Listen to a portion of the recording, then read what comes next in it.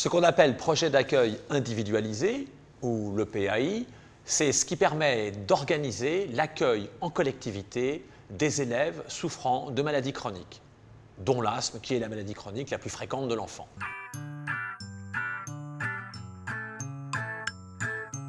En pratique, le PAI, c'est un document que la famille va demander auprès de la structure accueillant l'enfant, c'est-à-dire l'école, le centre aéré, la garderie,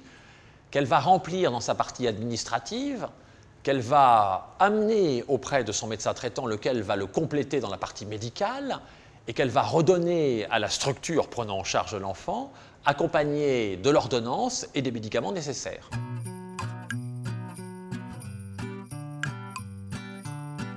Alors, le PAIP, c'est une variante du PAI, c'est en fait le PAI qui s'applique pour tous les lieux où l'enfant est pris en charge en dehors du cadre scolaire, c'est-à-dire le cadre périscolaire.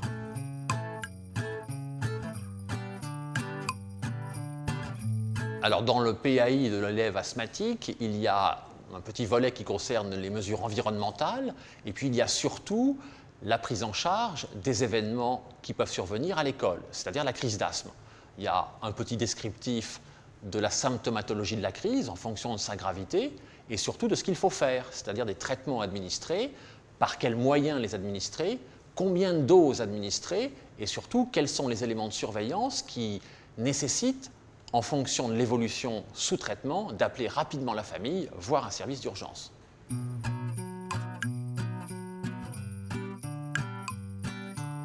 Alors, au plan strict et au plan légal, évidemment, le PAI n'est pas obligatoire. Vous n'irez pas en prison si vous n'avez pas fait de PAI. Cependant, il est hautement recommandé car l'enfant passe une grande partie de son temps en dehors de la famille, en collectivité, et la crise d'asthme, elle est parfois inopinée. Donc, il est préférable d'organiser la prise en charge en cas de symptômes. Il y a des moments où clairement il faut le faire, par exemple lorsque l'enfant a fait des crises sévères qui ont nécessité d'aller à l'hôpital dans les mois précédents,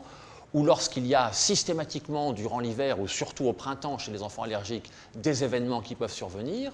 Le PAI est bien sûr nécessaire lorsqu'une classe transplantée est prévue dans l'année et il est bien sûr obligatoire lorsque l'enfant a des symptômes d'effort fréquents, ce qui n'est pas rare chez l'enfant asthmatique mais qui peut être plus marqué chez certains élèves. Dans ce cas, il vaut mieux prévoir les mesures préventives et curatives si les symptômes apparaissent à l'effort.